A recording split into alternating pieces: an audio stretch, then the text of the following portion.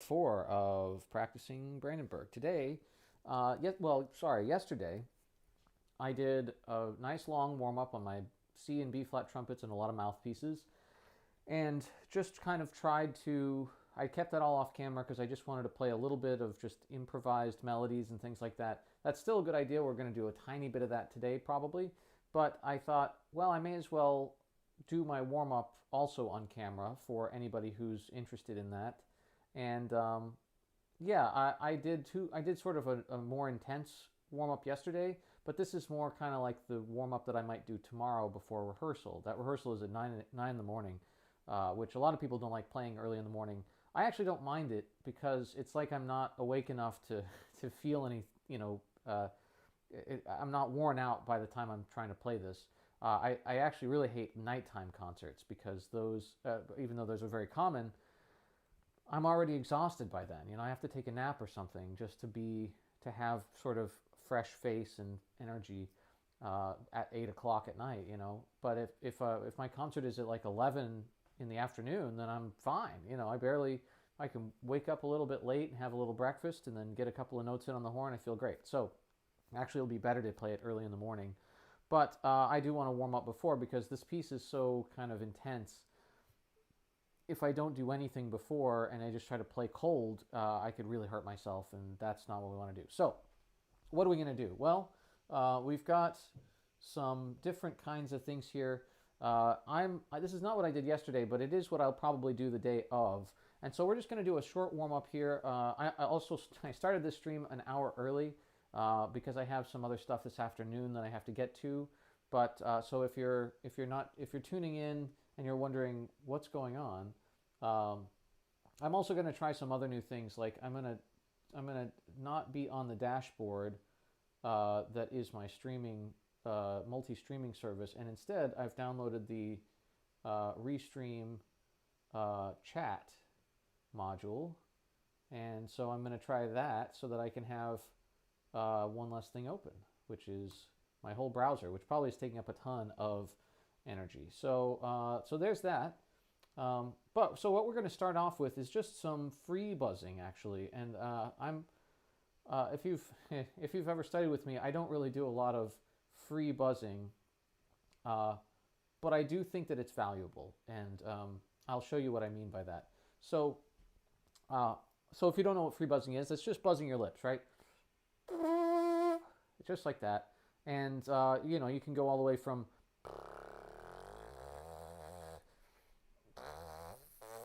you can sort of buzz from what I call a horse buzz to all the way up to a mosquito, right? But I don't find a lot of use for, and except just getting warm. A lot of people just like to go for a few minutes. That's fine if it helps you. It does get blood flow going, but it tends to make me too swollen, and then I can't do anything. So I like to do some free buzzing, and the purpose here is to get a really nice concentric, easy buzz with not a ton of like heaving kind of effort. We don't want to go right. We want to just go.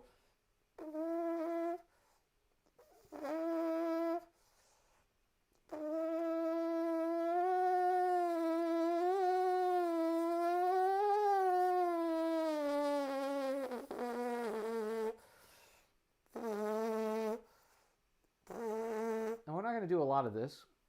We're just doing it to try to get the muscles activated and to get that really concentric. And I don't need to do it in the highest ranges or anything. Some people can do that and they swear by it. I can't buzz super high on free buzzing, and I can't really buzz super low on free buzzing. And maybe that's why I'm bad, but I haven't been able to figure it out yet. So I'm just going to do it sort of in the middle range. I'm going to move it around a little bit. I'm going to try what I'm really focusing on is the tongue position that I want to use when I play piccolo, which is an anchor tongue position.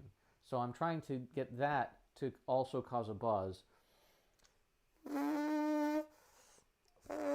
It's super easy to just get that tongue placed in between the lips to try to spark, right? To just kind of either between the lips or against one of them to kind of adjust it.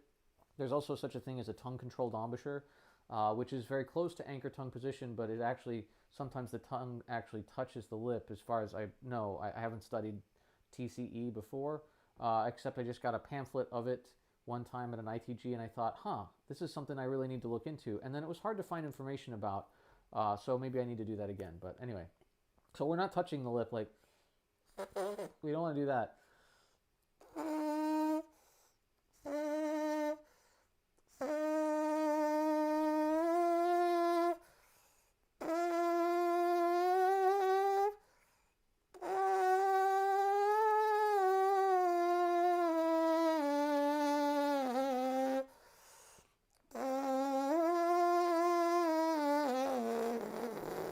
And that's what happens to me, right? I can get those notes, but I can't get them continuously.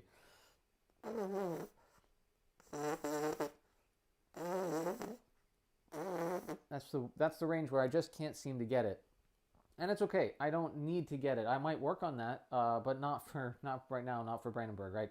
I'm just trying to get those muscles activated. Then I'm going to switch to the cutout, right? The cutout is, if you can see that, it's cut out, right? There's nothing behind. There's no cup. It's just a rim, and that's so that I could put it in a trumpet. I guess I could do that, so that I can get the right vectors. Remember, we were talking about that, I think, yesterday or the day before. And so now it's the same kind of thing where I have the rim to isolate it, and now I can work against that rim, and I want to do the exact same kind of thing, except now I should be able to buzz pretty much the whole range.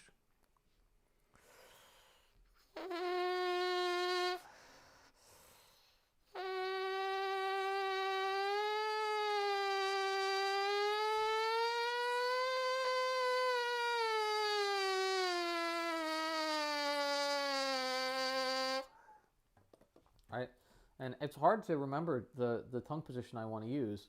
It's hard to get that because it's not a habit for me to play like that on every horn, even though I've been working on it for over a year now. It just doesn't always, it's not the easiest way to get the response, and so I don't default to it. And that's some habits take years and years to build, and especially if you're building over a habit that you've had for me, that one is for decades, where my tongue is just a little higher.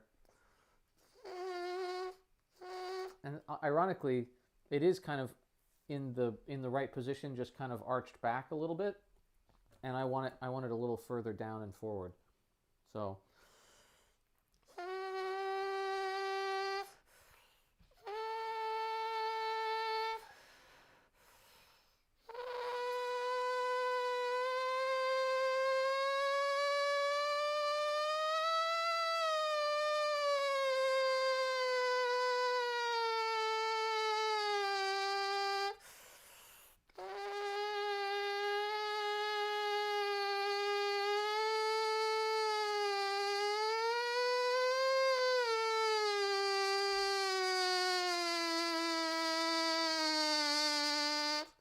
and I like to go down because, first of all, down is easier in terms of I'm not going to pinch for it, but it's harder because it's easy to just kind of let go into the lower register, and that to me is really deadly. Usually I can't go back to where I was once I've relaxed past it, right? So if I need a certain amount of muscle to play in the middle range and the high range, whatever it is, if I relax that just to play in the low range, then I have to tense it all back up on the way back up. And I don't want to do that. That's going to be inconsistent at best. And a lot of people play with two embouchures, right? They play with a high range embouchure and a lower range embouchure. And this is part of it, is that, oh yeah, it's easy to be sort of relaxed in the low register, but then that doesn't quite cut it above the staff. And so that's kind of what we're working on here. And again, in little bursts, we're not just kind of running the meter until we get tired. I'm explaining stuff more for my own rest benefit than anything else. So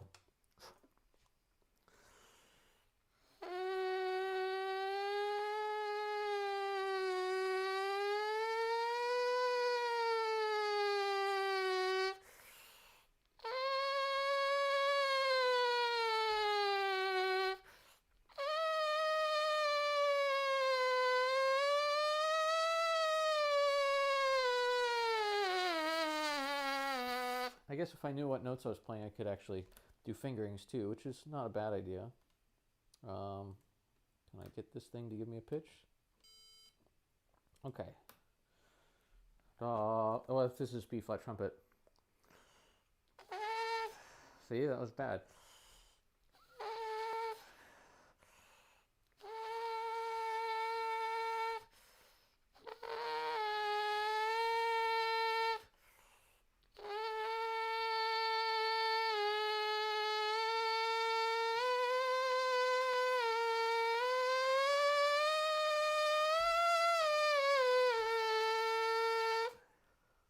All right, so I'm just, and it might sound a little shaky. I remember my roommates in college used to make fun of me that it sounded like a fly or a bee's buzzing around because it was always kind of shaking around. And I was always like, hey, I'm trying to make it as even as I can here. And you do want to do that, but it's okay if it shakes a little bit. Again, remember you're gonna use the entirety of the horn to stabilize whatever you put into it. So obviously, the less stable it is going in, the more you're going to have to rely on that. But if it's a little unstable, if it's a little shaky, well, remember, that's not really real trumpet playing. It's just the rim. So I do recommend trying to make it as stable as possible, but if you can't, that doesn't mean you're not doing it right. It just means it might take you longer to figure that out. All right?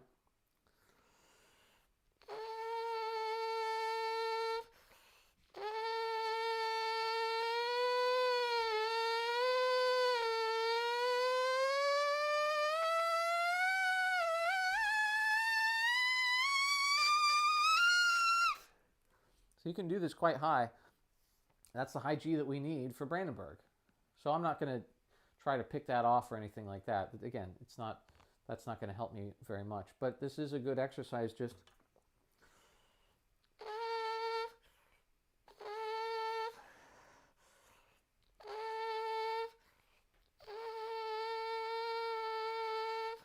I just want to get a nice poo attack on this.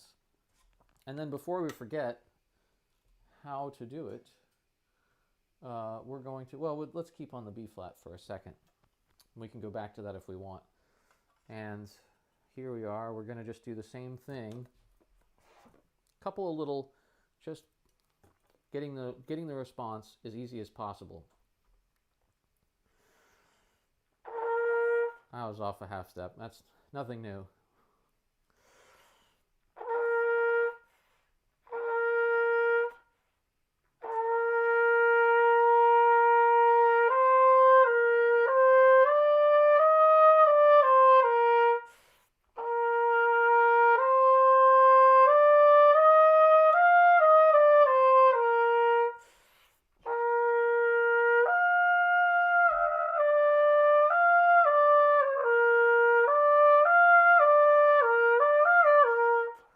So I'm just trying to apply that to the whole B flat trumpet. And you notice I'm setting up a little bit higher. I'm not playing into the low range yet of the B flat trumpet. And yeah, I probably won't. If I'm actually going to play Brandenburg in, let's say, an hour, which is kind of how I'm setting this up, by the way. I figure I'll do my routine that I'm likely to do tomorrow morning at 8, and then I'll leave some travel time. And well, I'll probably do more like 7:30 if I'm honest, and then I'll leave some travel time, get there a little bit early.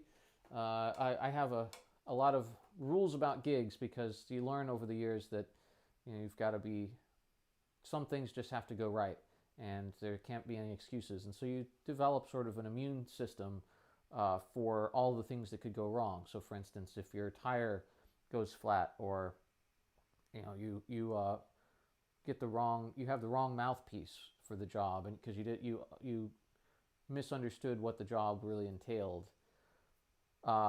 you forget the music, or you expected the music to be there, but they expected you to have it. All these different little kinds of things. You thought you'd have time for lunch, but you didn't, right? And so they all have different cures, and you can only really do things based on your own experience and what you've heard about others' experience. And so I sort of I have a big list that I give to my students that's like, here's all Gabriel's gig list. And it tells you, you need a chair in your car, you need a stand in your car, you need an extra set of concert clothes, and maybe an alternate set of concert clothes, and all that kind of stuff. So anyway, we're doing this kind of like a gig. I will bring a chair tomorrow, and I already have a stand in my car. I'll bring both piccolos in case one breaks down. I know that sounds crazy, but we talked about it yesterday. That there's a chance. And I'll still bring probably my B flat trumpet, just in case the rehearsal is so taxing and intense that I decide I'm going to play everything down an octave, but I still want to have the right fingerings. So I'll just get a trumpet that's down an octave, right? So I'll probably do all those things. Oh, that's one thing I wanted to do too. So I promised it the other day, and I will probably really do this. I have an F alto trumpet over here, and this already is the right length for this piece. So now I would never do this. I would never actually play the piece on this trumpet, because if I wanted to play it on a natural trumpet, I could, right? But what is this going to give us? Well, it's going to allow us to do lip slurs in the range that the piccolo is, but that are very close together. So like steps and thirds and things, instead of on the B flat trumpet, which again, I could just put down 1 and 3 and do it. But now I can do even more than that, right? I can put down even more valves and get even more sort of, what do I want to say, close overtone series. So let's just try a couple of notes on this. Again, those same poo attacks. We want to keep everything kind of small for the piccolo trumpet, and we don't want to overplay. That's going to be the kiss of death if I do a big long warm up and then I ran out of stamina. So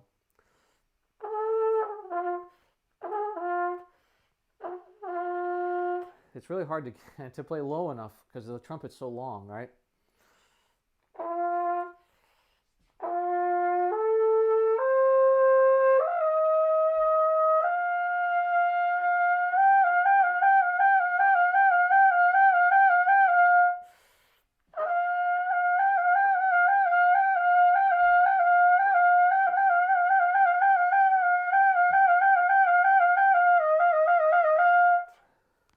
Just getting a little bit of lip trills. We are going to do the lip trill high range exercise because we need to calibrate that register, and we'll do that on the B flat trumpet, but I just want to feel loose before we get to there. All right.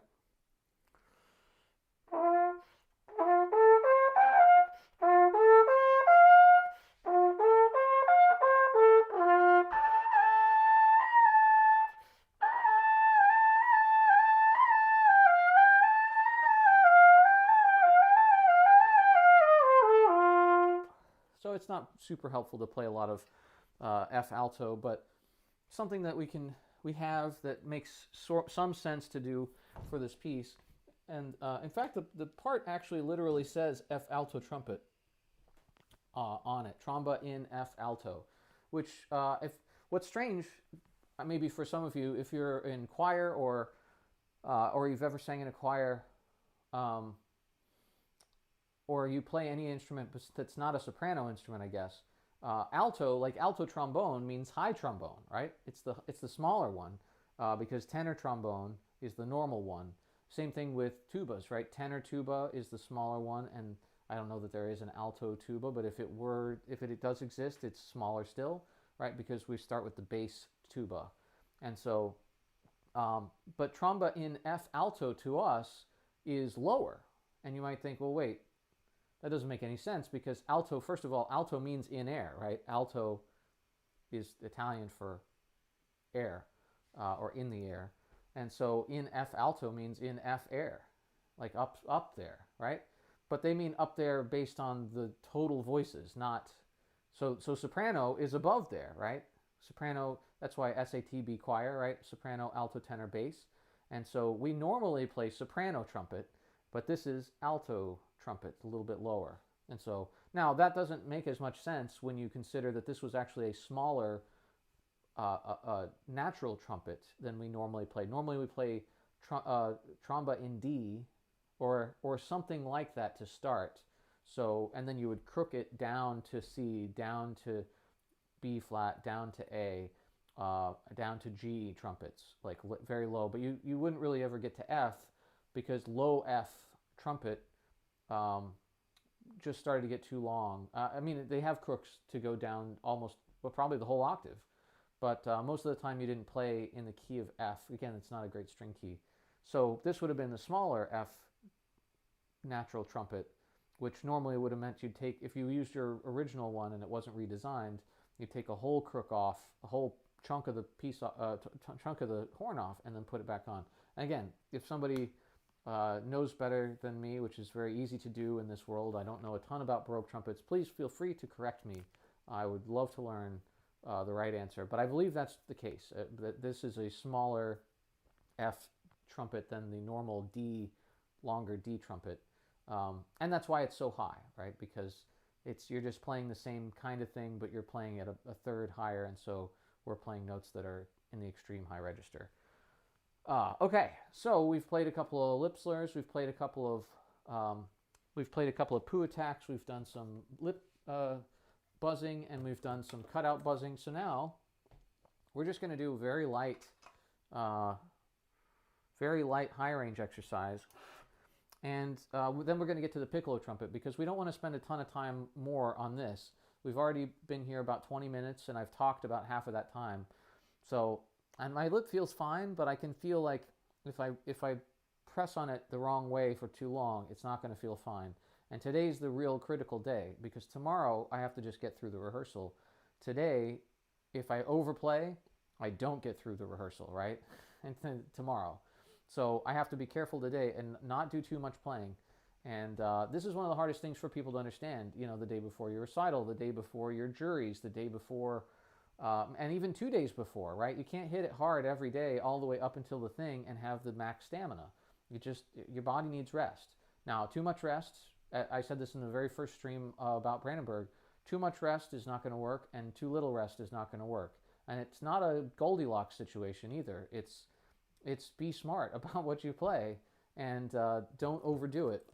So, but we do need to actually play into the high register, because again, if I just pick out the piccolo trumpet and start trying to play those notes, I'm liable to hurt myself. So instead, I'm going to get them in an easier, lighter way on the longer trumpets. And I mean, I could do that on the F alto too, but then I'm going to be playing double high C on those instruments instead of just high G. So sort of an in-between. So here we go with the normal high range exercise.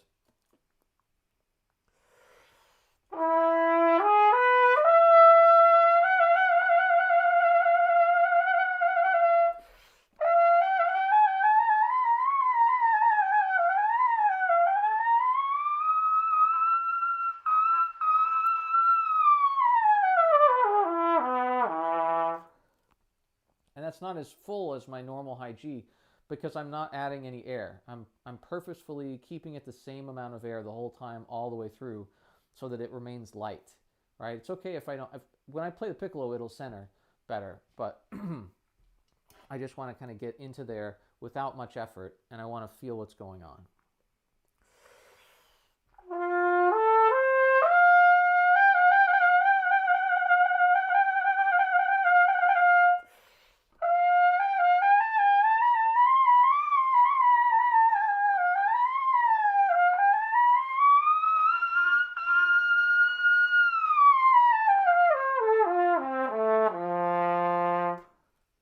So I get a little bug-eyed on it, but that's kind of all we're going to do.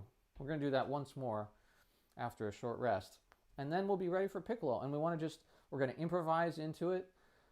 And we're going to do some arpeggios.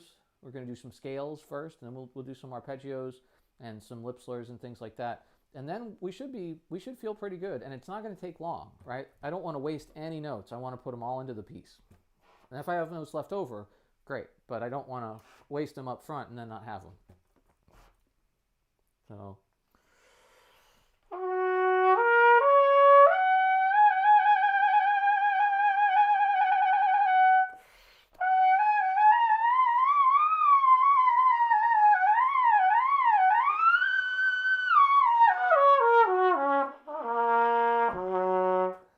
So those are our only low notes.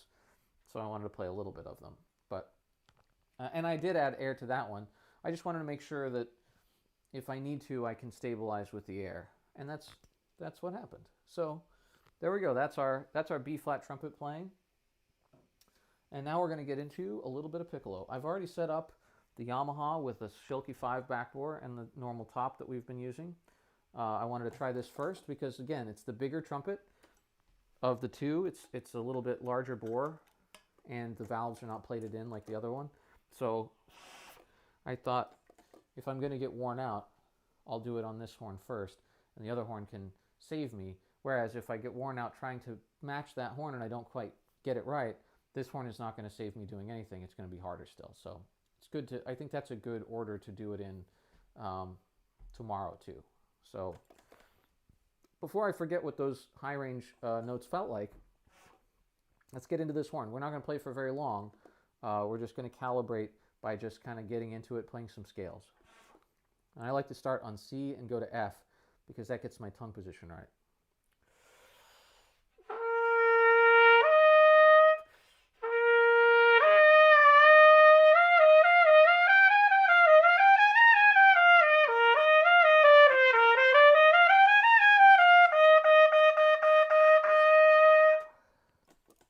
So just a little tonguing, a little bit of scales.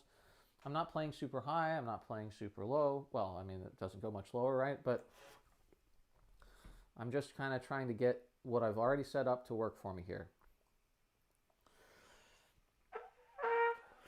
See, there's that. I put my tongue in the wrong spot and I tried to move it. I have to get it set up first, like this. All right.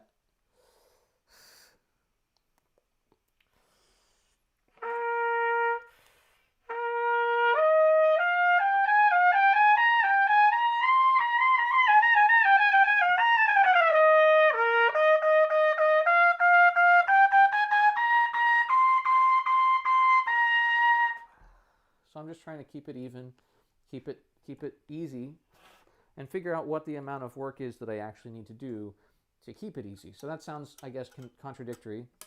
I'm going to rest a little bit because, again, I could just keep doing that because it still feels okay, and then all of a sudden I'll go, oh no, I'm too tired, right?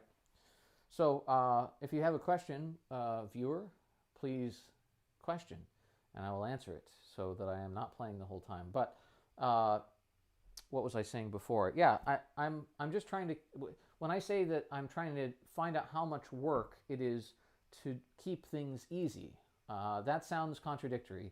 And what I'm really saying is, okay, I know that it's going to take some work to play the trumpet.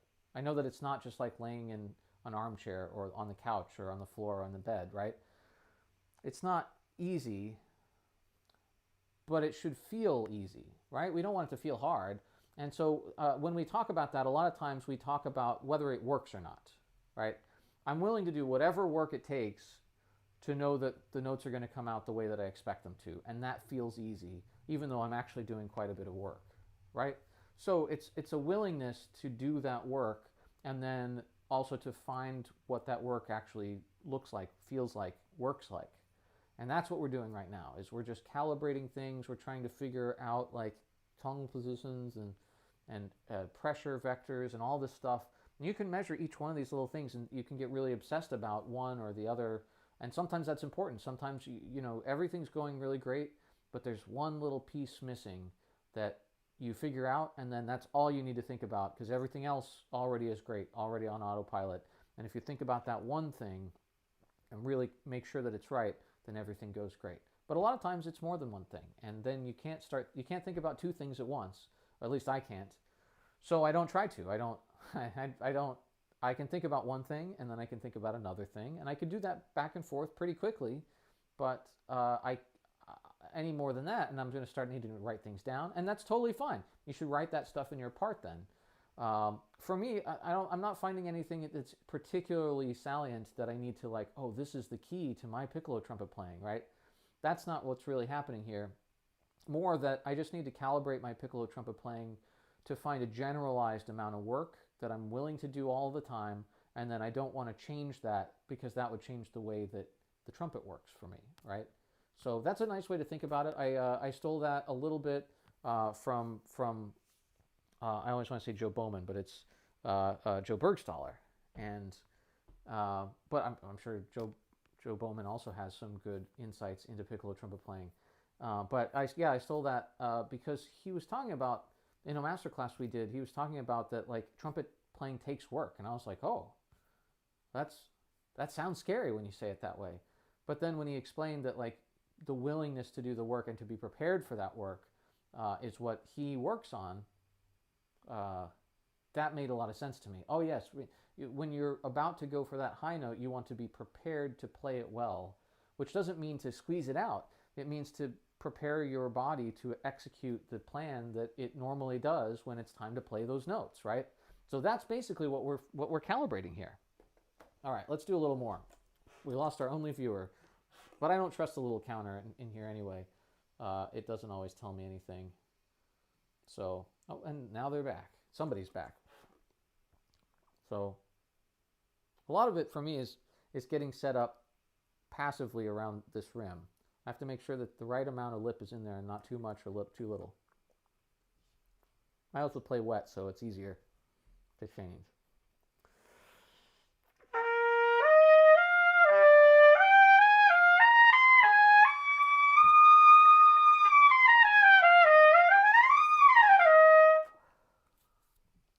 Put my tuner on. Make sure it's on tune mode. Yeah, there it goes. I feel like I'm a little flat in the high register, and maybe that's a good reason that I shouldn't use this setup.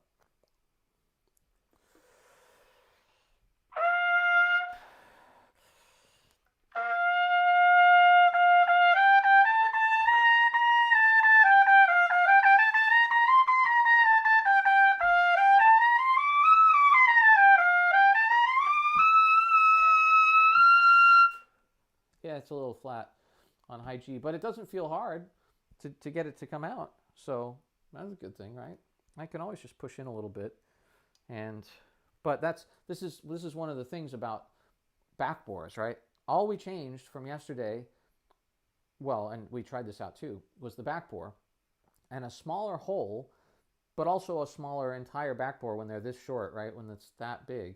A smaller shape holds the ranges of the horn together more, right? The bigger that hole is, the bigger space that you're blowing into, the more that your lips can sort of push things higher as you go higher and perhaps lower as you go lower. So it's one reason that some people play a really small hole on their piccolo trumpet or on their lead mouthpiece, is because they don't want to go even sharper than they're already sort of using a little bit of tightness. It's hard not to, right? So they put a smaller hole, and we think that it helps the compression, which it technically probably does, but it's actually holding the ranges in a little bit. And that's why I use it on my just normal orchestral mouthpiece. I have a 28 hole instead of, well, I used to use a 26, and my high C's were all sharp, my high D's even were all sharp, and now they're a little bit flat, and so I can goose them a little bit if I need to. Anyway, little bursts, right? That's what we're doing here.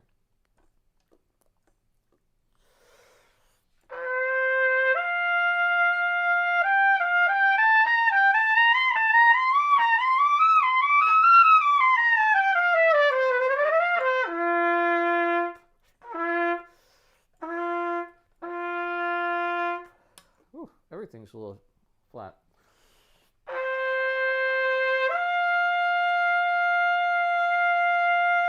Except that's sharp. So that's not great. That's not a great sign for this 5 backbore. But if I remember to keep my middle range open, it'll give me more space to compress into the high range. So this is what I'm talking about with, that might be a thing that I can think about the whole time and just say, well, when I'm in this range, you know,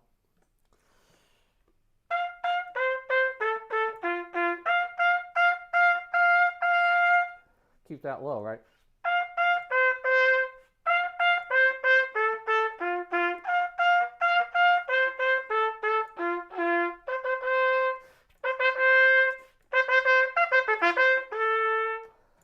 A little sharp on the B's, but anyway, so yeah, I can think that way if I want to, and try to just hold things in, and that's actually, it's working pretty well. Let's try the other trumpet with the other setup, right? Try it out a little bit, and then we're going to play some of this. We're going to really play it, because we do need to do, not the whole thing. We don't need to play the whole thing down. That's going to happen tomorrow. Where did I put? There it is. So I don't need to play this twice today just to prove to myself that I can do it, right? That's not going to be helpful.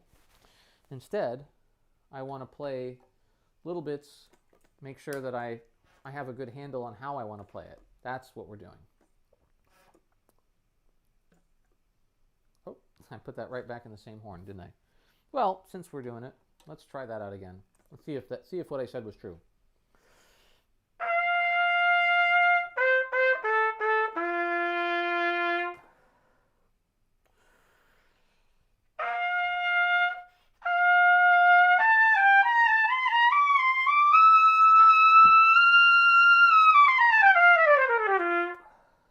No, it's still a little flat in the high range, but I had more control over the tone, which is what we expected, right?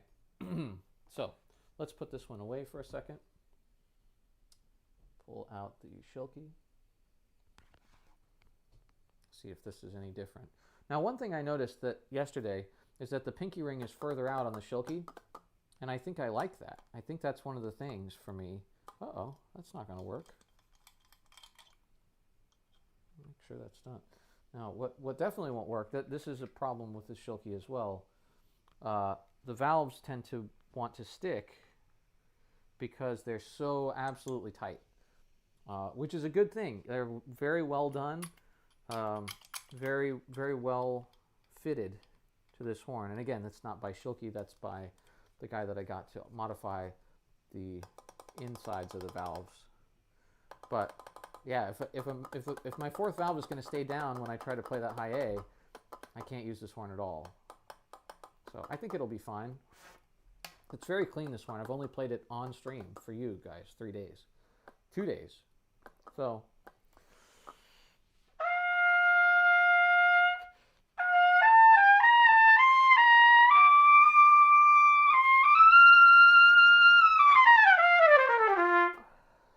it really does feel a lot easier, guys. I don't know what to tell you. I hope this horn, if I have to clean it like I did last time right before the concert, I'll do it. I don't care. If it works this much better. But if it's going to have sticky valves, I'm not going to be able to handle that. So we'll have to just, we're going to put a little bit of valve oil on there right now and hope for the best for today. And if I have to, like I said, tonight I'll clean this horn and be ready for tomorrow. Or if I have to wake up in the morning and do it, I don't care. Okay, so if this is our setup, let's run with it for a little while, right? I'm sort of trying to wait for 3 o'clock when my stream normally begins, which is like 20 minutes away. So, but there's nobody on the stream, so I don't want to just sit here and wait for 20 minutes of dead air, right? So, you know, so what can we do? We could either just, you know, cancel the stream for 20 minutes. I keep wanting to say 40 minutes. And we could do that, but I can do some things, right? I can do, I learned some things since last time, for instance. I did learn that seventh, we talked about that dominant seventh, it's a C for me, right? Is correct. That is a RD7 chord. Right? I don't know, that's not right.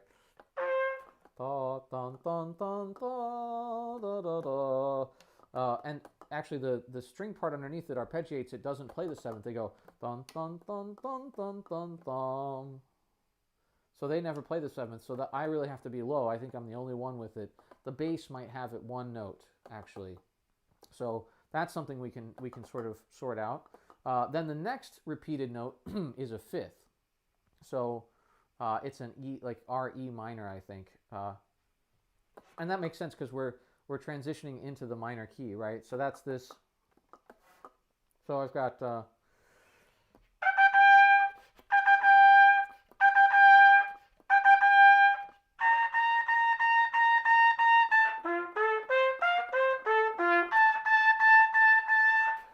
actually could be E major because we're transitioning to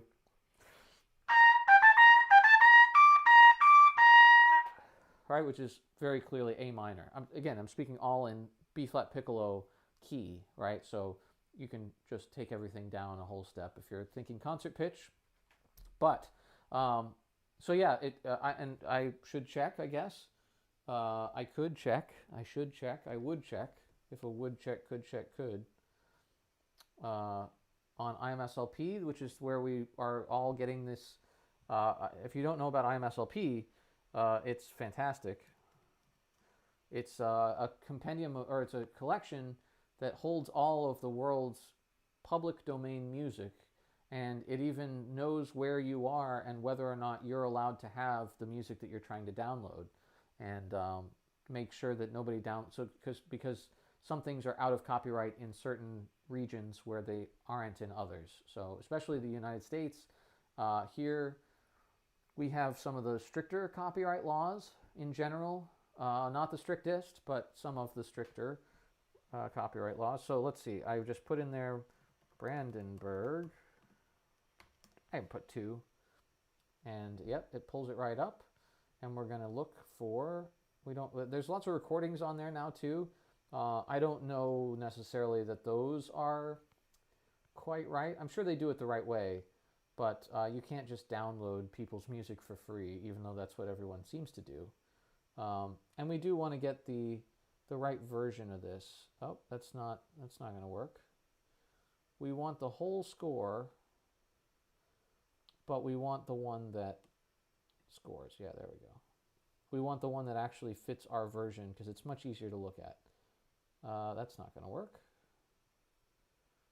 So I know this is not the most interesting thing in the world, but we want to look up some of the things that we're talking about here before. Again, this is the section of my practice where I'm not playing trumpet on purpose, right? And then what we're going to do is we'll pretend like we showed up at the gig at 3 o'clock, which will not be analogous to any specific time, but just when I get there and get all my junk set up around me and my students there, and we'll talk through the music a little bit, and then I'm going to want to play a couple of notes, right? So I'll do that for the rehearsal, and then I'll be ready to go, and we'll wait for everybody else to come in and get their stuff set up, because I'm sure I won't be the last one there, and because I like to be there early, and then we'll try to play some of the Brandenburg, and we're not going to play it all the way down. I just want to see what I feel like after, let's say, about a page, right? And that's totally doable. So anyway, we've got the score up now. I've got to get my picture out of the way, but other than that, we should be good to go. And so we're looking at this,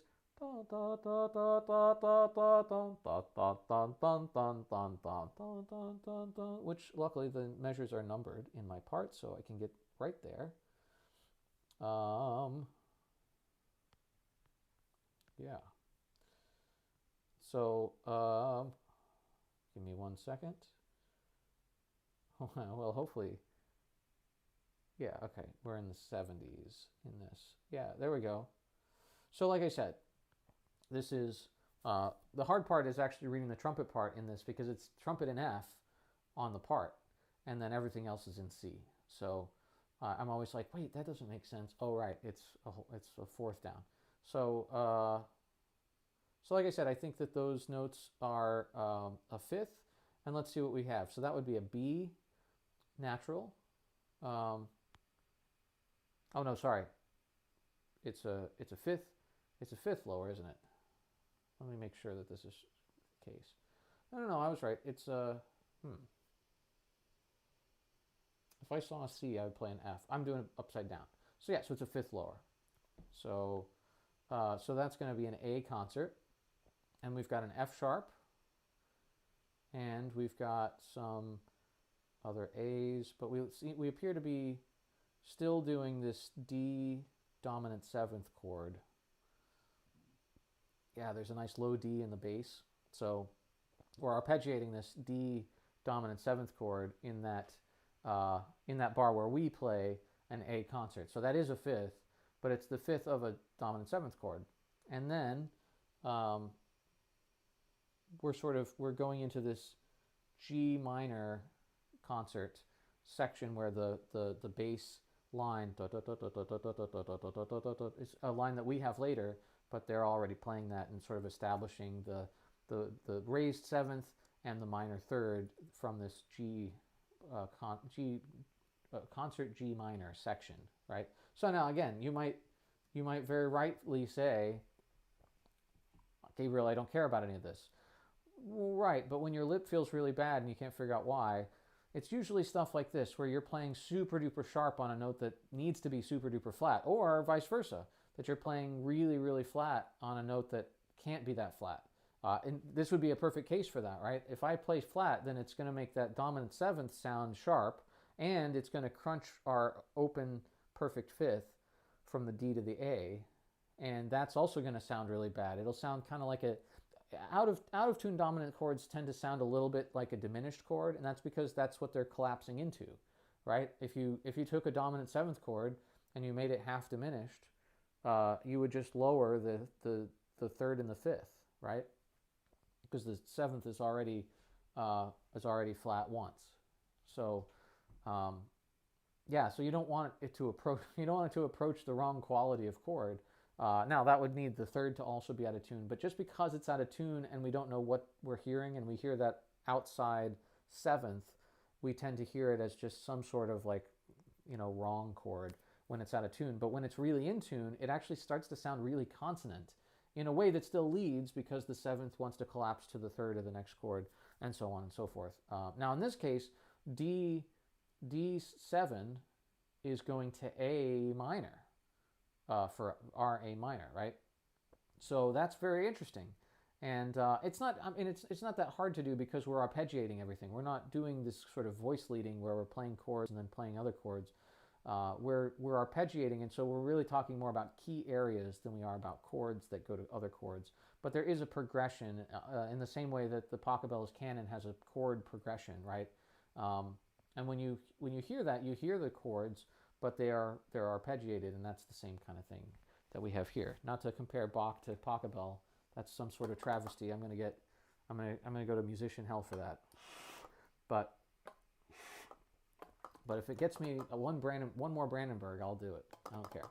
So all right, we are at well, I'm ready to play again, but I'm not at the gig yet, am I? I still have 12 minutes to go. So this is another thing to think about. Is what am I going to do if I'm in the car for a half an hour, which you frequently are before a gig. I won't be. I'll probably be in the car 20 minutes at the most. On a Saturday morning, I would say probably more like 12 minutes to get across town. But anyway, there are a couple of you already here. If you want to ask me some questions, I need something to do for 12 minutes. So please ask me whatever you want. Or if you're related to me, then just say hi in the chat. I'm interested to see if this type of chat is working. So I'm going to put this back here so I can sit down. And while I'm waiting for that, if you haven't been here, I'm using the chat client from my split streaming device, and I don't have the browser. Well, I guess we can check it now, huh? I don't have the browser version open. I'm going to go look at it now to see if it's still going. Yeah, it's still going. It's got to load itself, but going pretty well. So yeah, I just put my trumpet down on the stream. So anyway, I can continue to do some score analysis, score study here. But if somebody wants to ask me questions, that would be much more interesting, I think. So if you just are joining us, I've done a warm-up that is kind of catered to the Brandenburg now. Just sort of basic, getting my embouchure kind of set up. We did some cutout buzzing. We didn't do any long tones or anything like that. We didn't do any real lip slurs on the B-flat trumpet. We did a little bit of some scales on the B-flat trumpet, and we did our high range exercise on the B-flat trumpet. We also played a little bit of F alto trumpet, which was just sort of for the stream. I'm not going to do that for real, but it has some value here because this is trumpet in F, and it would be that long if we were doing it on natural trumpet. So I just thought that was interesting for you listeners. And then we did our high range exercise on the B-flat trumpet, and then applied it to the piccolos. So we've done basically, I think that probably all told, with the talking and everything, only took about 30 minutes. And I feel fresh and ready to go, but not too, I feel warmed up, and I don't feel tired. So that's what we're after. So I'm sort of just watching the chat to see if anybody types anything, and I know that I'm 25 seconds ahead. Oh yeah, all right, Kevin, hi. Joined partway through. So what were the mouthpiece spec differences again? Right. So you saw me change the back bore on the mouthpieces, right? And I'm using the same top. The top is a custom top that really it's hard to explain what it is exactly. But basically, when I was getting custom tops made for stuff like this, more for Vizzuti style solos, but this qualifies. I've heard Vizzuti play this actually live, so this absolutely qualifies. I had two mouthpieces. One was the Schilke 6A4A, which is an extremely tiny mouthpiece with weird shapes all around. But I really liked the way that sort of made the high range really lock in easily for me. Lock in's the wrong word. Made the compression easy for me. But it just shuts down after a certain amount of time. It just stops forever working, and there's no amount of pressure will help. Nothing you can do will get the notes back. So I didn't like that part. What I also had was this Henley mouthpiece from Park that was gold plated. Really, really great lead mouthpiece, and I just loved that thing. And so I had Peter Pickett blend parts of both of those mouthpieces in, I think by the end we did 6 different configurations that I sort of said, well, I want this rim, but at this point I want it to blend into the other cup, and then I want it to blend back to the first cup, and into the hole I want it to be like the second, so back and forth. And I think there was even a third mouthpiece that we kind of chucked in there and got some parts out of. So Peter was really patient with me and did a really great job on all of that. And so that's what the top is. It's called the V2 to me. V228, it has a 28 hole because at the time I was using a 28 hold back bore, and that seemed really important to me at the time. Now I don't use a 28 hole back bore because I don't have enough of them, and I certainly don't have one in piccolo shape, but I should probably get one because some of the stuff that we've been talking about today, it's been good. But anyway, that doesn't answer your question at all. That's the top. So I use the same top on both trumpets and both backbores, but the backbore I switched was very simply a Warburton 5 and a Warburton 6 backbore that is from his S line, which is built for a Schilke piccolo trumpet. So they're technically not strictly cornet backbores. They're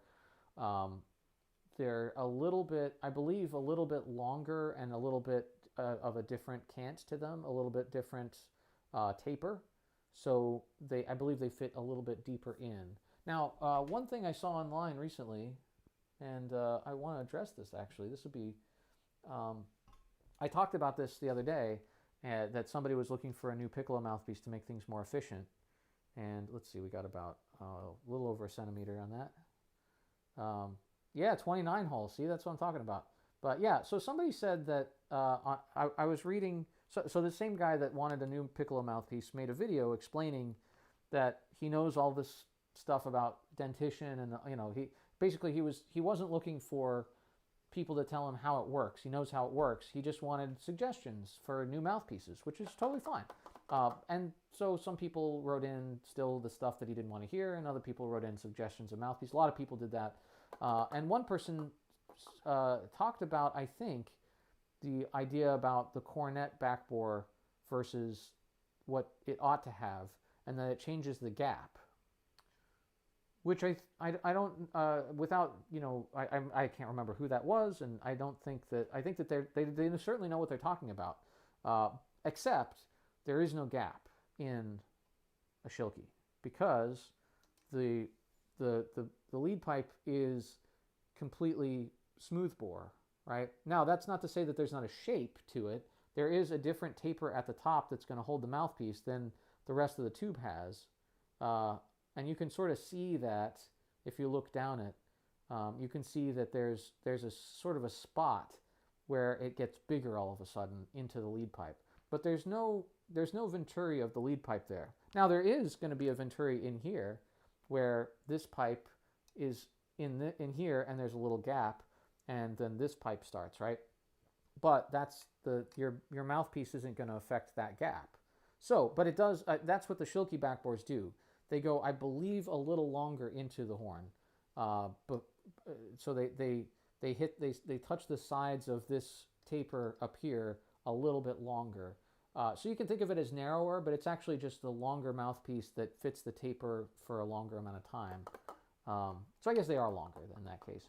But so they're not really narrower, but they feel that way because they stay a little bit longer, right? So that's what the S backbores do. The 6 is bigger than the 5. The 5 is significantly smaller, actually, and that's what we're using here. We're using we're using the 6 backbore for the Schilke, and when I play the Yamaha, I use the 5 because it keeps things contained a little bit more. And so, but right now we're using the Schilke. So anyway, so now let's pretend that I have arrived at the gig. These valves, there's something about this room or something like that, because I've been pretty careful. I'm also using the wrong valve oil for this. I have red and clear valve oil, and the red always works, but it's more for older horns that that stick a lot, and so I tend to use it on horns that stick. But actually, I think the clear stuff will work better on, because I know these valves are super tight. Yeah, it feels fine. So anyway, so we'll pretend that I arrived at the gig, right, tomorrow morning, and I'm just a little early. I've got all my stuff set up. That was a great question, by the way. Thank you for letting me take the time to answer it at length so that I could pretend like I was driving to the gig. So here we are, and I'm going to play a few notes, and guess what I'm going to play? Same stuff, right?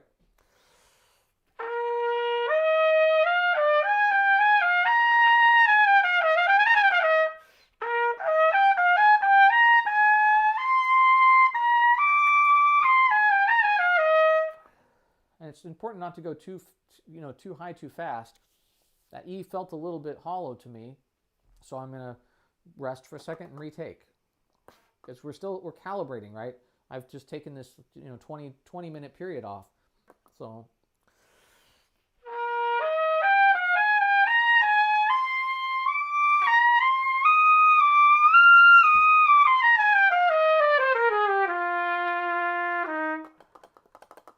yeah.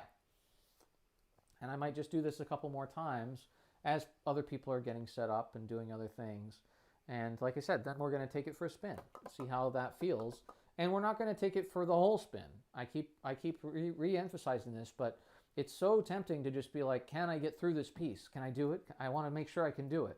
Well, that's going to work today. And if you do it, then great. And you have some confidence then, right?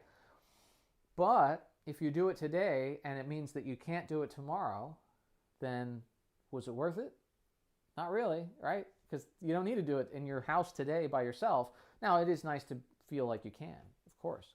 But I need to do it at 9 o'clock in the morning, tomorrow morning. So if I do it a bunch right now, I should be able to play it once probably. But I'm not even sure that I trust myself with what we've done over the last 3 days, that I don't feel like I need to do that to know that I can play the piece.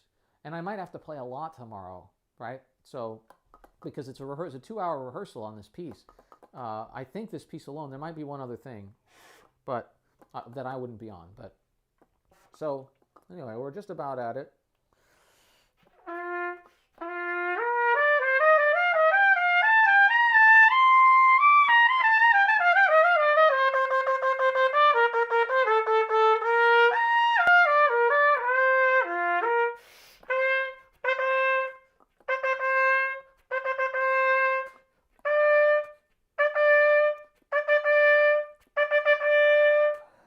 So a little exercise I like to do on piccolo. And here we are at 3 o'clock. Oh, the old Schilke that's 3 that Scott made is 29 as well. I think, do I have that Schilke 3? I had a Schilke 3 for a while, and I don't know what happened to it. I thought it was in the box. I couldn't find it. I could only find the 5 and the 6, but it might be at the bottom of one of these mouthpiece pouches. You know, that those little Schilke backbores get in between two things, and you might not find them for years. So I'll have to go through all my cases and all the things, So, and then guess what? It's time for the reverb, because remember, it's going to be very splashy reverb forever and ever and ever. So this is what we're going to hear tomorrow, and this is what we're going to practice now. So we'll probably have tuned. Tuning doesn't matter much on the piccolo. You kind of have to place it because you can, it's not on the low C at least, right? So I guess we have this thing. Let's tune like we're going to tune, right? Metro pitch.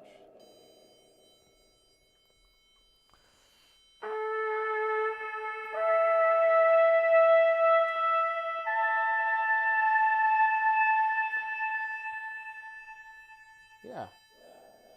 Oh, good. I won't have to look for it then. So I was a little bit sharp, I believe. I had to sort of keep things low. All right. So we'll pretend like there's a conductor or something. I don't know. Somebody keeping track. And here we go. We're going to just start at the first movement. I'm sure this is what we'll do tomorrow.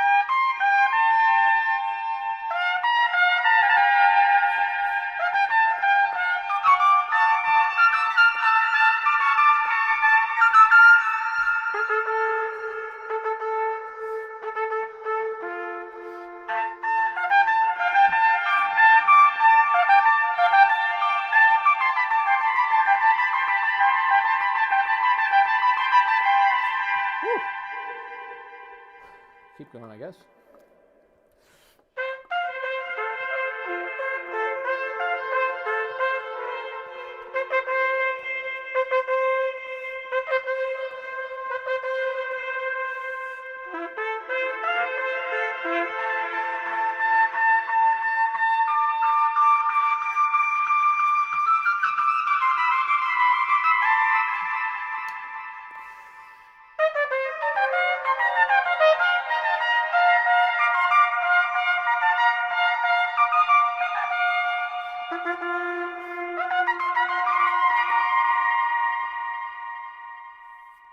So there's a page, just in case. I'll turn those off. Yeah, not as easy as I would like, but certainly doable. And I won't play a bunch of those in between notes. The little fanfare notes. Da, da, da, da, da, da. I'm not gonna. I'll have a graduate assistant who's agreed to come and play the easy notes for me. So I'll have a little bit more stamina to go. And that's at that tempo, this first movement's going to be very long, but it's not really that slow. It's very likely we'll go about that fast. So that's, now, what can I do better? What can I do differently? Well, I felt like my high Gs were sort of flat. I mean, I know they were. I saw them on the tuner. So what do I do about that? Well, if they come out, I'd be happy for them to be there at all. But I can work on my octaves again when I have time. Again, this is not a today solution, but a after tomorrow. And who knows, they might fit in really well. They might, being a little bit flat, might fit those spots a little bit better. I won't probably fit every spot, but It also doesn't bode super well for the double high A's coming up, right? So we probably want to play those just to see if they're going to come out or if I need to do something different. And again, we're still kind of working on our equipment here, so if this piccolo isn't going to work, I need to find out about it before it's too late. So now, I would never, this is not the amount of rest that I would be able to take unless we were rehearsing just little section by little section. And I mean, knowing most of these types of rehearsals, we're probably just going to play it down. And then if there's a conductor, they're probably going to say, that went pretty well, let's just run it again. So I'll have to make sure that I mention that that might not be a great idea. But I don't have to mention it to the conductor. I can mention it to my graduate assistant, who he's not there just to play the easy notes, right? If he can play some of the other notes too, for rehearsal purposes, then that will be very helpful, and it will help the ensemble to be able to rehearse longer, even if my physical stamina isn't such that I can just play the first movement 3 times and then move on to the next movement. But you have to think about this kind of thing. And like I said, if I play too much today, I'm not going to feel like doing anything tomorrow. So let's keep going. Well, actually, no. Let's work on this a little bit. I do want to get this spot. Let's see. Well, we don't need the reverb for this.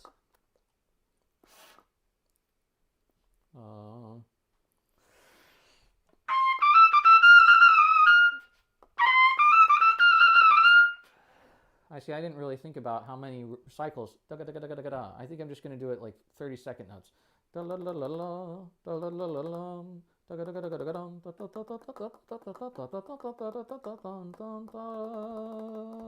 Also, this trill needs to be shorter because of the wetness of the space.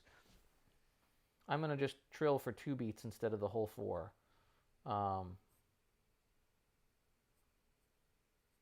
Which I'm just marking in beats now. So I know to terminate. And then, again, because of the wetness of the space, I'm not even going to play the tie. I'm just going to cut it off on the downbeat, get a nice breath into the next section. So I guess we do need the reverb for this, huh?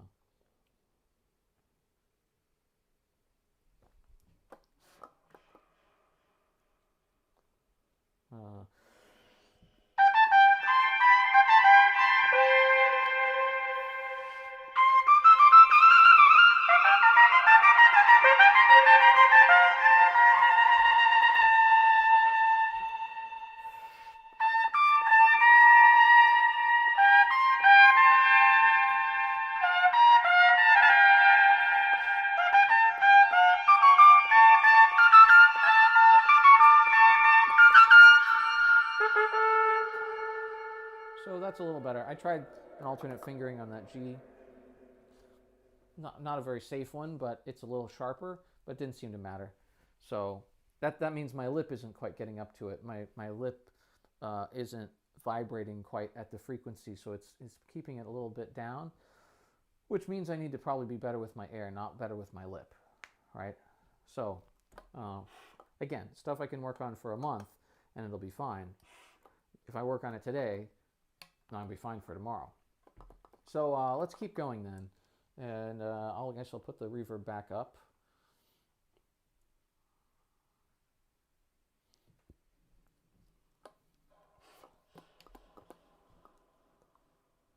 Let's see. I'll do the right rest too, so how about this?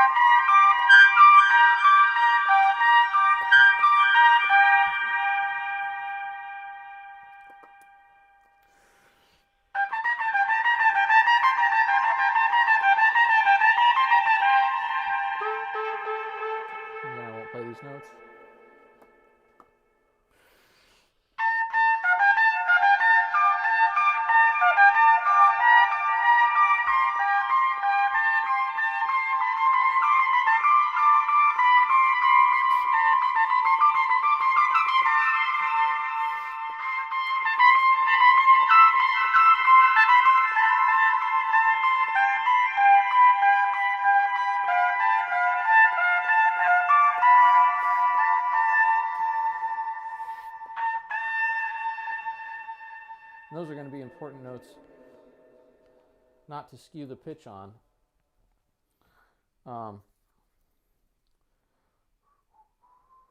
Let's look those notes up. I believe those are B minor triads that I play the root of. That's going to be bar 98. Let's look all the way down. Right, so, but it's going okay. It's a little bit tight. It's a little bit physically difficult, but I'm not surprised by that, right? We've been building this for the last week, and those are all things that we expect. So, I can make them easier, but not in an hour, not in a day, right? So let's see if I can. Right. So what do we have here? E. So we're playing an A concert. Yes, and these are A minor arpeggiations, and there are some more sort of A minor scalar arpeggiations, kind of have dum ba da dum ba da dum ba da dum ba da dum, that kind of thing, right? So that's what we're dealing with there. So those are roots of a B minor chord. I'm going to write root there, and I believe it's the same the next time, but it's obviously a good idea to check, right? Yes, still arpeggiating the same thing. And then this is a good spot to talk about on the stream here. Let's see where you guys went. Oh, you're way over here. Yeah. So I go back and forth on this. The entire ensemble, right? They have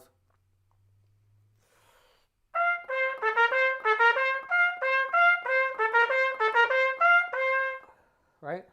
That's what they have. We have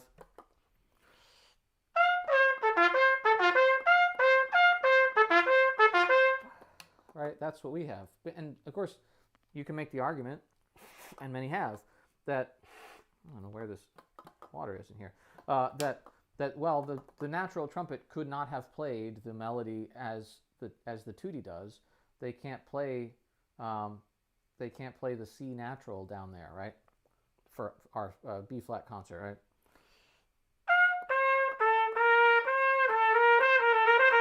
They can play. That's all they can play down there. So he wrote something that would go along with it, even though everybody else plays the in-between notes. So now we have valves, we can play it along with them. But it does sort of add something, doesn't it, to the low, to have that low G, that low F concert there.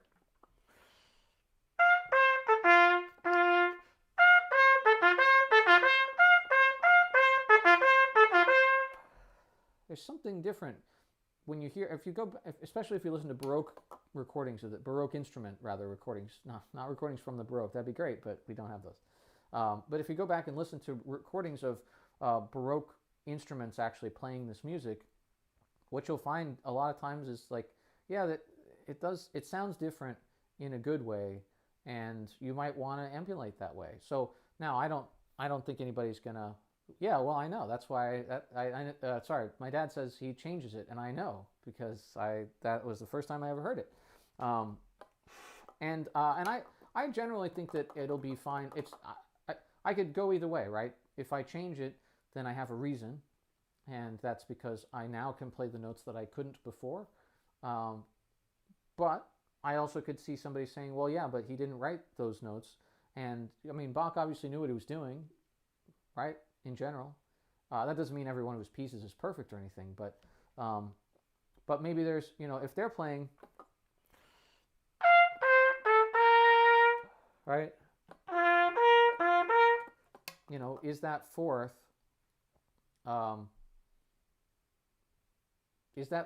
important, right? I don't know that it necessarily is, but I could see somebody making a case for it. So it's something to think about if you're ever going to play. If you're going to change the notes, we do this in classical orchestral music all the time, where we're still playing natural trumpets for a lot of that repertoire, and then later we have some valves on them, but in general there's still notes that they couldn't play that were lower. And so a lot of composers, for instance, Beethoven, right, will write octaves when they can, but then when those notes don't exist on the for the second trumpet part, right? So that, for instance, if you have C trumpets, then you can write a C octave, and you can write a G octave, but you can't write an E octave, right? Because the low E didn't exist on those natural trumpets. So they would write the E up an octave, and you'd have to jump. You know, if you're going to go thumb thumb thumb, then you're going to go da ba ba, right? And it's not very fun to do. So most of the time we change those octaves too, and that has some evidence. Like all of these other things are in octaves, and then these notes aren't, and we know why, right? So that I think we can change. But think about the whole texture. If you just change it because you can, because you really like the way octaves lock in, well, that's not a good enough reason. I mean, it's a good reason, but make sure that it doesn't affect the overall texture of the piece in a negative way. If you have a whole bunch of unison E's, that composer, whoever it is, probably was hearing those unison E's and not octaves. And so to make the octave really, sing out, really resonate the way that you might in other places in the same piece by the same composer, whatever, and I don't know if that's okay, right? It depends on what else is going on. If it's like a woodwind trio and you're just playing some sort of background things, then maybe that thinner texture from the singular unison is better, right? So that doesn't really apply here, but I like to talk about if I'm going to change something, and I tell my students this all the time. If you can do it your way, but you have to prove to me why, right? You have to give me a reason. And if you just say because I like it that way, that's not a good enough reason. The worst reason I will accept in general is because so and so famous trumpet player plays it that way, and I really like that recording. And that's not a good still not a good reason. But I understand from the perspective of somebody who's listened to recordings maybe, 200, 300 times, some of them, it's really hard to get that stuff out of your head. And so if you really like the way that somebody does it on a recording that you've listened to hundreds of times, then okay, let's understand why that's not the correct way to do it historically or whatever, but then maybe you can still perform it that way. And there's lots of things like that. There's people who play extra notes in their recordings. There's people who interpret the trills incorrectly in certain music. There's, and all famous trumpet players, and I'm not here to cut them down in any way. I love those recordings too, but we just need to know why something is one way or another, and we need to talk about it and look at the treatise of C.P.E. Bach or Quantz or whoever it is that we think goes along with the music, and just understand what they were expecting. And then if we have a reason to do it differently, then okay, maybe that's okay. So anyway, that was my sneaky rest. So I mean, we don't have to finish this out. It's just more of the same. And again, we're not looking to prove to anyone that we can do it right now, but we do want to get a little taste of a couple of things. So let's play some of the third movement now. I'll never get that long of a rest, but you do get.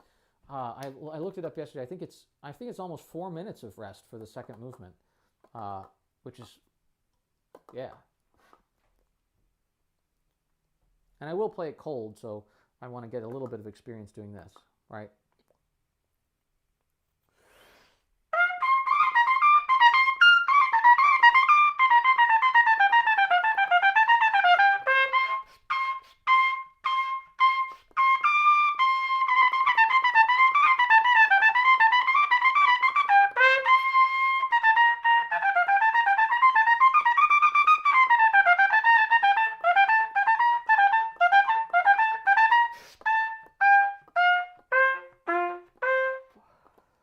Careful that last D.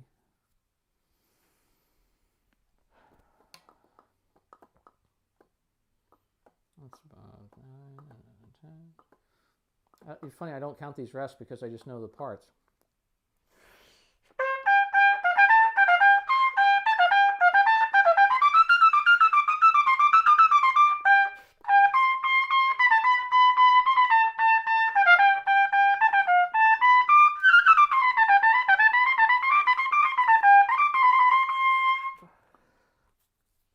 I can feel myself.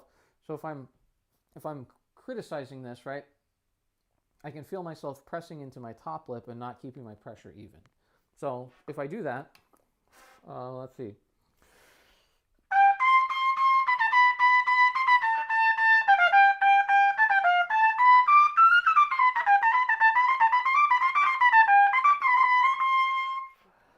I get a little more clarion sound. I get a little more evenness. I forgot to put the reverb on. We won't play too much more of this. Again, I'm not interested in proving to myself or anyone else that I can do it, because I know that already. And if I spend all day doing that, I won't do it. I'm saying that more for me now than for anybody else. Let's see. Lots of notes that hopefully Michael will play for me.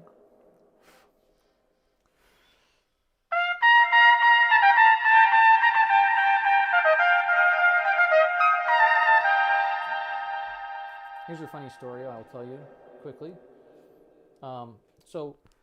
Actually, this would be fun to try right now. So when I first played this piece, which is, again, the only time I've done it, I washed my trumpet right before I went to the school where we were doing it. And I did everything we've talked about today. I warmed up just very lightly. I played a couple of notes on piccolo, tried not to play too much. I was really nervous because I'd never played it before. And, I'm just trying to, calm myself down. And they had a whole first half. We were on the second half. It was a wind ensemble concert. So they played the first half, and it went great. And everybody's coming off stage to put their horns away because they weren't going to play the second half, right? They weren't on there's no trumpets or anything on the harmony music version of this, except for the one part. So I said, all right, yeah, great. Shaking everybody's hand. And the first student that comes off the stage goes to shake my hand and say good luck. And so I put I had my piccolo in this hand, and I just went to put it in this hand, and I realized, because I felt something weird, that I'd left all my bottom valve caps on the sink at home when I cleaned my trumpet that afternoon. So then I'm thinking, oh my God, it's going to be a totally different weight. Let's see if it actually plays different. There's a little interlude here.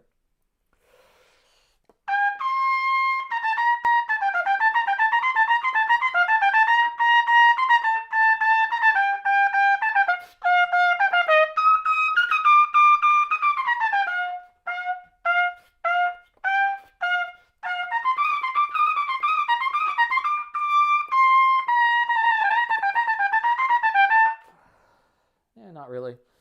But I was worried about this. Very, very worried, right? So I thought, well, I'm so nervous. I'm going to freak out about this. I'm not going to be able to play.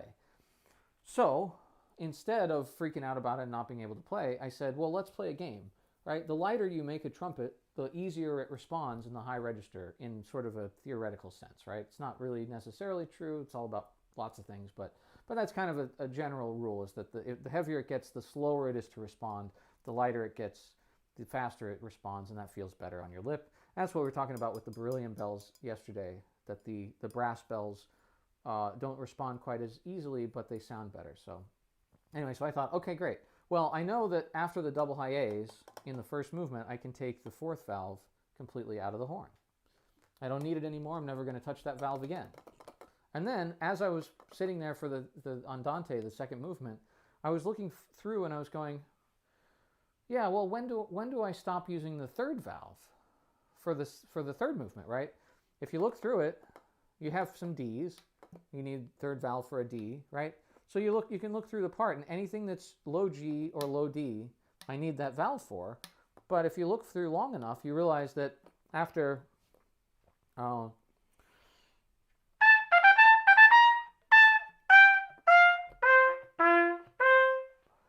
you don't need this valve anymore at all, because you're only going to play with these two valves, right? Now, there are some low Gs later down the page, but I wasn't playing those. There were horns in the group that were being my assistants, so they were playing those bum, bum, bum, bum, bum, bum, right? So I realized, oh yeah, I don't need either of these two valves for the rest of the piece. Well, the problem is, so I'm doing this, my students are freaking out in the front row. So I'm doing this, and I don't realize, so when I played that passage, where is that again? Oh, right here. No, it's not right there. Oh, there it is. Okay. Um,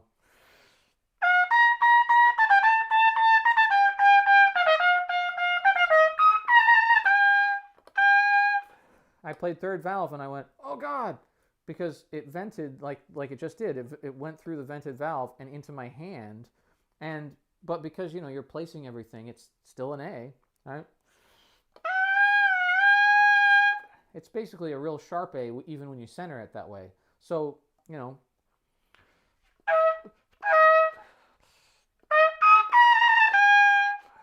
wasn't really that offensive sounding, but now my mind is racing because I'm going, did I forget another note?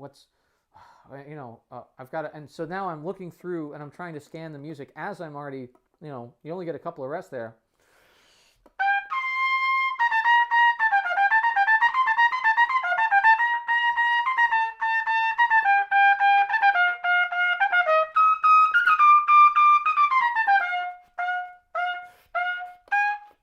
See, there's another one I could have done. So I don't think I'm going to take that valve out this time. I might take the fourth valve out, and I might leave my bottom valve caps off, just because I think it's funny. You can also just do the whole.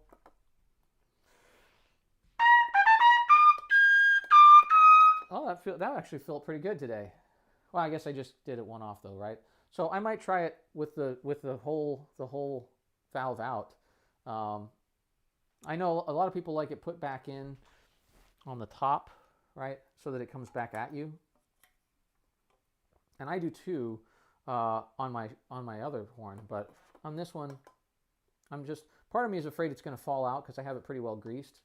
But I think if I stand right in the right spot.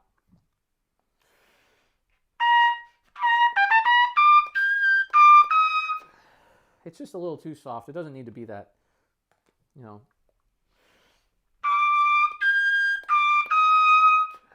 So, and what I was doing earlier was with it all the way in, and then it goes through the bell, but through this extra length of tubing. And when that didn't feel good a couple of times, I started doing 1 and 2. Let's figure that out, and then we'll call it a day. I'll go get a haircut.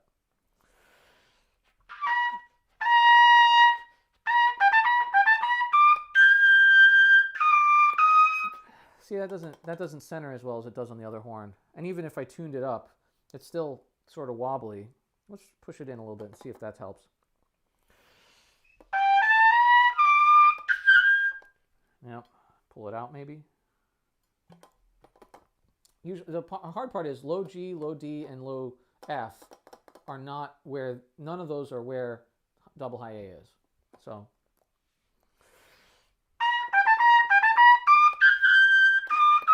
See, it doesn't come out hardly at all on this anymore. That's how I did it last time.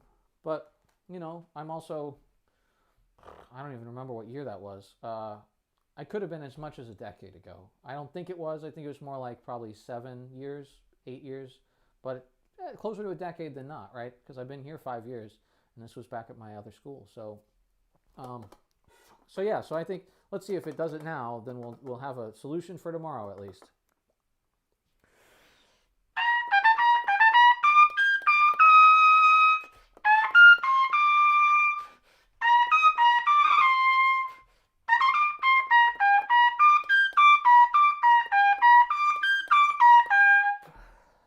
All those high A's came out. I know that they don't sound great, but you got to remember everybody's really cranking on this in that spot. So just getting the pitch to soar above the group and just be placed there, that's all you want. If you blast it out, then you ruin that texture anyway, right? So you want to fit into the texture. For a long time, I thought there was actually diminuendo up to it, but it's not. It's a crescendo on the original manuscript, but it's a crescendo for the whole group. It's not just blast out the high A's, right? Oh, Michael's in here, going to show up tomorrow with no valves in my trumpet, right? Yeah, just all of them. Just take the whole piston out, right? No, that won't work. Although that would be an interesting one-time use. You could probably take out. Let's see, what would you be able to do? I bet you could take out the fourth valve. Let's do this dumb thing, right? So now I can play literally no notes except for, oops, let's put this down where it won't hurt itself.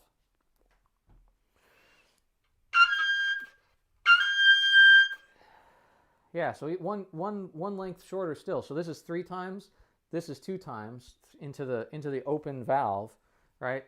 And then 1 time would be, I guess, just the lead pipe. There you go. There's all the double high A's that you can play not right. But those ones are one time use. You have to have a whole other trumpet set up for it, right? So yeah, Michael, I'll tell you what. I will trade you, since you're going to be my assistant, if you want to play only the double high A's and you nail them, then I'll play every other note in the whole darn piece. Well, no, you got to give me a couple of G's too. All the high A's and a couple of the G's, and then I'll play all the low notes. Okay? So you choose which one you want to do. I always have to make sure this 4th valve. If you have a Schilke, the 4th valve goes in that way. The numbers go away from you on just the 4th valve, and then all these numbers face towards you. And that's because of the way they drill their valves.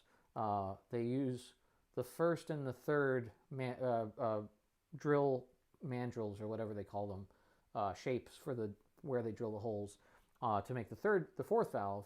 But they have to do it with the valve turned backwards, right? Because the 1st valve is the same as this, but on the other side, and so they do it the same way. And then that's how that works. So now, it's also a mistake if you do the valve out method. I learned this the last time I prepared this. Don't leave your valve out. Don't leave. I say valve meaning, the valve slide, obviously, except for my dumb little demonstration there. You can't play with your valve out like the piston. But if you leave your slide out on the ground because you're never going to use it, right? I'm never going to play a low F or anything lower than that. And I'm not going to play D's 4th valve because I've got a trigger. Well, if you leave it out on the ground, you left 2 giant gaping holes to air out your piston, right? On the side of the piston, which is not a good idea because the air is not going through this unless it's down, right? So it's going from here straight into here. And that means that this is the side of your valve that's left open, and it absolutely will stick. So that's also true probably about the valve bottoms. We'll put those back on. We don't really need to, It's a dumb trick that maybe I'll do just for the concert, just because it's stupid, right? But certainly not a trick that helps anybody do anything. It helped me that one time distract myself from how nervous I was. And it's a good story now, so I'm glad I did it. But yeah, there we go. So that means if I'm going to do the valve out maneuver, then I'm going to need to practice taking that out. So let's go back to the first movement a little bit and see if we can make that work.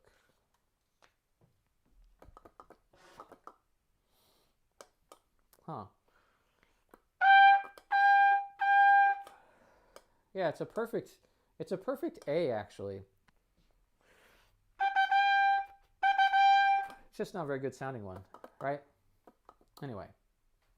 But yeah, if I wanted to know if I had it open or not, I guess I could play that, and if it didn't come out an A, it would be, I'd say, oh no. But let's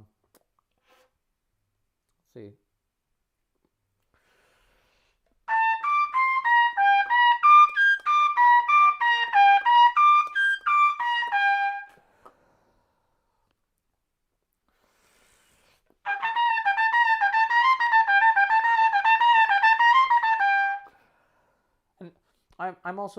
I'm randomly assigning slur to, tongue to, or just tongue all, because I'd like to be able to tongue them all. But if I feel a little weak, not weak, that's the wrong way. If I feel a little tight and like my lips are doing a lot of work, I just lean into the horn a little bit and slur the next 2, and then I try to keep that consistent. So I have that plan as well, kind of running in the background. It's not a conscious one. It's more like, oh, I'm not feeling good about like my playing.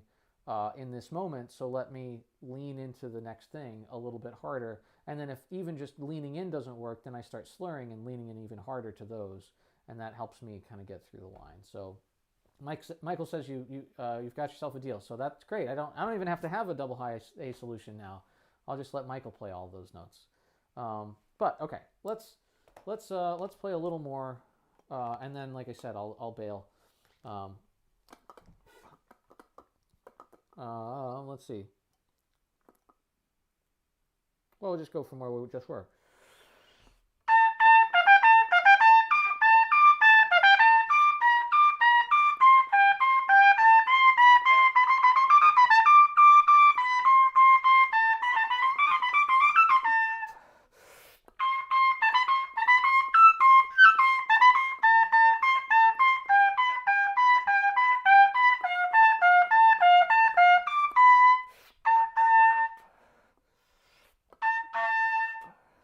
Don't want to be too sharp or really flat on those.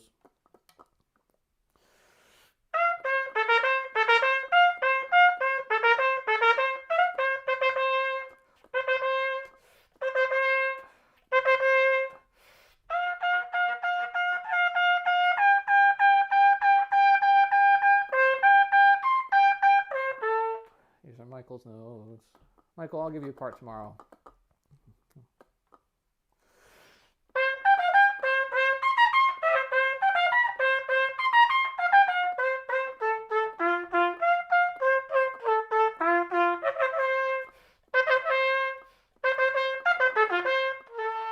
So that'll be slower too.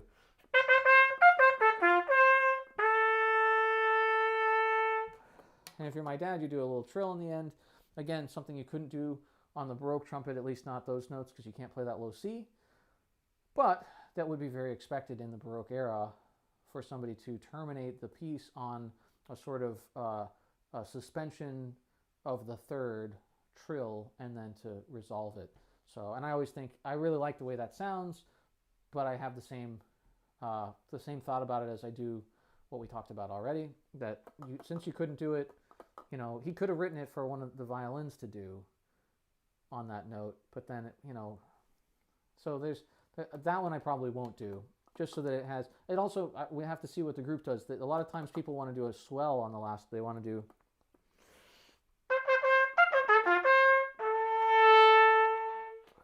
and have this sort of shape to it, which is fine with me. I don't really care one way or another. But boy, will this be a lot easier with you, Michael, because I will not have to play many of these notes. But what I'll do is tonight I will copy this part, and then I will, well, no, actually I'll mark it first, and then I'll copy this part for you, and then I'll give it to you tomorrow, and I'll put parentheses around all the notes that I want you to play. So you just have to remember that you are the parentheses and I am not. And and that's something we could sort of figure out right now, I guess, too, but I don't think that's a very interesting stream. Maybe it is, I don't know, maybe somebody wants to see that, and we'll certainly have to like kind of go back and forth and see. I'm okay with you playing some more of it too, if you'd rather. I was thinking also, since you're watching the stream, you can, now I'll let you in on my pedagogical idea that you're going to hate, which is why don't you just learn this whole thing, right? Just learn the whole Brandenburg. That should be easy, right? But no, I mean, very seriously, you should be able to play at least a phrase at a time, and it's okay if the high G's and double high A's don't want to come out or don't feel great. But there's so much more to this piece than those high G's and double high A's, right? That's what keeps people from doing it. But it's not just that. It's the whole thing, right? Those notes are, even if you have to spend everything you've got to play all the G's and all the A's, if the rest of the piece doesn't cost you anything, you could play it. And that would be, how would that work? Well, you'd have to be a pretty good piccolo trumpet player, right? A good general trumpet player to start. But you'd also just have to really know the piece really well. And that's one of the things that I have been a little bit, I just haven't mentioned it. I said that the better you know the piece, the easier it is. But I haven't mentioned that even though I know what the Brandenburg sounds like, I am doing a little too much reading. And that's one of my pitfalls right now, is that I'm guessing is the wrong word, because I know what it sounds like, but I'm looking at the notes a little more than I would like to. And that just is on me not looking at it ahead of time enough. and getting used to this, like I said, this weird transposition for me that we really don't do um, on piccolo except for here, you know. So anyway, that's the long and short of it. I am gonna go let my hairdresser out of jail early because she's just gonna wait for me. My appointment was at 5, but I think she doesn't have anybody at 4 and wanted me to come in early. So I told her I'd get there as soon as I could. And this is a good time to leave because I can probably just barely, I'll be a little bit late for 4 o'clock. So thanks everybody for coming. And I'm still going to do these. I'm certainly going to do the Friday streams forever, as long as I can. But I'm going to do Brandenburg streams as often as possible whenever I work on it. Between now and, I believe it's going to be the 26th of May. And so I've got a lot of things going on around that there's a band concert that I need to maybe play on the 25th, and so I might have to play a concert the night before the concert, which is not a good idea for Brandenburg, but you know, but it's, do you want to play in your local high school band to help them out, make sure they cover all their parts, or do you want to have a better Brandenburg that is also just for your local community, right? I think you can do both. I would rather play the band concert and have those kids have a better time, and then maybe fold on Brandenburg, but only, 20 people heard it.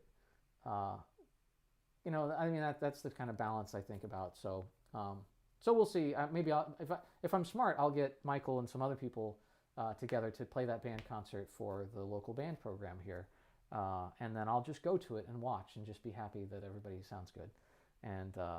So you can have it all if you plan well enough, as one saying that I've heard. I don't know if I believe it, but I think I see what they mean. Anyway, yeah. So please join me again for more of this stuff. Thanks, Kenny, for saying so. He says you're so kind for getting on here to drop this knowledge. Happy to hear you talk about these things. Have a great day, and you have a great day too. I'm happy. I'm not really giving. I don't think it's all that much insightful, but like I said at the beginning of this project.